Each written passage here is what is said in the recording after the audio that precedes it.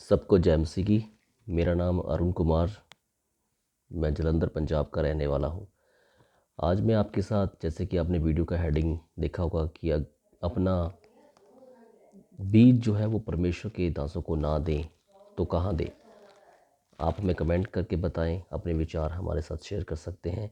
मैं आपके साथ अपनी एक टेस्टमनी शेयर करने जा रहा हूँ, जिससे आपको अपने बीजों के बारे में, कि आपको कहाँ बोने चाहिए, मेरे हिसाब से आपको हेल्प हो सकती है।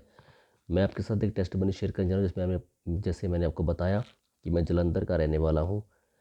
मैं एक दिन करतारपुर में एक परमेश्वर के दास के साथ समय व्यतीत कर रहा था। हम किसी का इंतज़ार कर रहे थे वहाँ पर। तो तभी 65-70 साल का एक बुज़ुर्ग मेरे पास आके मेरे से भीख मांगने लगा। जब मैंने उसे देखा तो मुझे तरस आया कि ये बुज़ुर्ग मेरे से कुछ मांग रहा है, लेकिन वो मुझसे कुछ खाने को नहीं मांग रहा था, वो मुझसे पैसे मांग रहा था। वो मुझे बोल रहा था कि मुझे कुछ पैसे दो, मेरा गुजारा हो जाएगा, मैं काफ़ी देर से भूखा हूँ। मैं उसकी भी बात सुन रहा था, तो तभी मेरे जहन में कुछ बाइबल की आयतें घूमने लगी कि अगर तेरे पास है तो तू मना मत करना, अगर कोई तेरा कुर्ता मांगे तो उसे अपना शॉल भी दे देना। ऐसे विचार मेरे मन में आ रहे थे। तभी मैंने अपने साथ खड़े परमेश्वर के दास की तरफ देखा, वो किसी और तरफ देख रहे थे। तो भी मैं उस दिन अचानक ऐसे हुआ कि मेरे पास कैश नहीं था जेब में। तो मैंने जैसे ही उनको, उस बुज़ुर्ग को मना किया, उस वृद्ध आदमी को मना किया, तब भी झट से ही वो जो मेरे साथ खड़े थे परमेश्वर के दास, उनके पास वो चला गया भीख मांगने के लिए। तो उन्होंने उसको, हम उस जहाँ जहाँ पे खड़े थे काफ़ी भीड़ थी, उन्होंने बड़ी ज़ोर से उसे डांट दिया।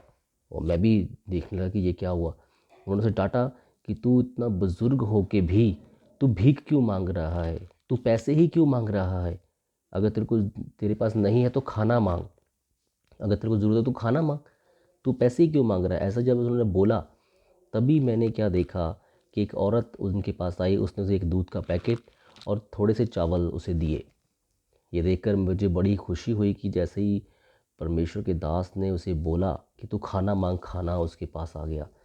तो आप सबको भी लगता होगा कि ये बड़ी अच्छी बात है।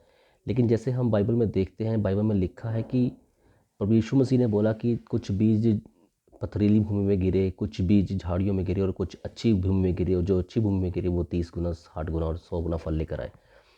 तो जैसे अपने वीडियो का हेडिंग है कि अगर अपना बीज परमेश्वर के दासों के हाथों में ना दे तो कहाँ दें। ये हमें क्या पता है, हम क्या करते हैं। मैं किसी पर दोष नहीं लगा रहा हूँ, मैं अपनी ही बात करता हूँ। हम अपनी बुद्धि का जब सहारा लेते तो हमें क्या पता होता कि हमारा बीज झाड़ियों में गिर रहा है या पथरीली भूमि में या अच्छी भूमि में। हम तो यही सोच के बीज बोते हैं कि हम अपनी अच्छी भूमि में बो रहे हैं।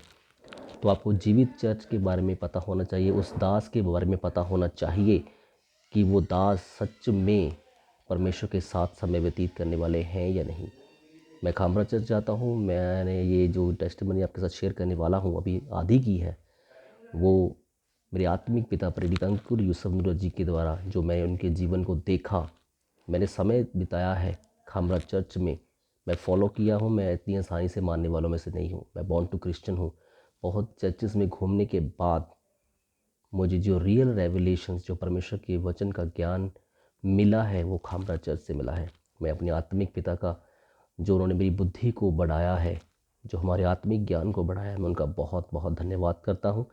मैं आगे आपके साथ टेस्टिमनी शेयर करना चाहता हूँ कि जब वो बुज़ुर्ग के पास खाना पहुँचा, दूध मिल गया उसको, कुछ चावल मिल गए, तभी जो उस परमेश्वर के दास ने उन्हें बहुत ज़ोर से कह सकते हैं कि उसे बहुत ज़ोर से धिक्कार दिया था कि तू खाना मांग, पैसे मत मांग, तू बुज़ुर्ग हो चुका है। तभी उन्होंने मेरी तरफ देखा तो मैं बहुत खुश था कि वाह, परमेश्वर हमारे साथ हैं। जैसे ही आपने बोला कि खाना मांग, खाना हाजिर होगा, तो उन्होंने मेरे को बोला अभी देख क्या होता है। उन्होंने मेरे को बोला कि ध्यान से देख, ये बुज़ुर्ग करता क्या है, इसे दूर तक देखते रहना। तो हम दोनों उनसे देखने लगे। तो हमने देखा कि थोड़ी दूर के बाद जब वो जा रहा था, तो एक दुकान पर उसने दूध भी और चावल दोनों बेच दिए। मैं हैरान था कि जो बुज़ुर्ग हमसे मांग रहा था, उसने वहाँ से पैसे लिए। फिर हम उसको फॉलो करने लगे कि वो करता क्या है। उसके बाद वो गया, उसने उन पैसों से शराब ली। अब उस औरत ने जिसने वो बीज बोया उसको तो यही लगता होगा ना कि उसने अच्छी भूमि में बोया है। इसीलिए आज हमें परमेश्वर के जीवित दासों की ज़रूरत है, सच्चे दासों की ज़रूरत है, सच्चे चर्चेस की, जीवित चर्च की ज़रूरत है, जहाँ आप अपने बीज को बो सकें, क्योंकि उससे अच्छी ज़मीन तो हो ही नहीं सकती, जहाँ आप क्या बोलते हैं इसको, आँख बंद करके भी बो सकते हो। क्योंकि अब वो चर्च के पास्टर साहब बोलते हैं, चर्च के पासवान बोलते हैं, दास बोलते हैं कि हम विधवाओं को देते हैं, अनाथों को देते हैं, जिनके हॉस्पिटल में इलाज चल रहे हैं उनके कराते हैं। आप बताओ अपने 10-20 रुपए से आप किसका इलाज करवा सकते हो? मैं तो नहीं करवा सकता। ना मैं इतना ज़्यादा अमीर हूँ कि मैं किसी के हॉस्पिटल के बिल पे कर सकूँ या किसी विधवा के घर का पूरा राशन की जिम्मेवारी ले सकूँ।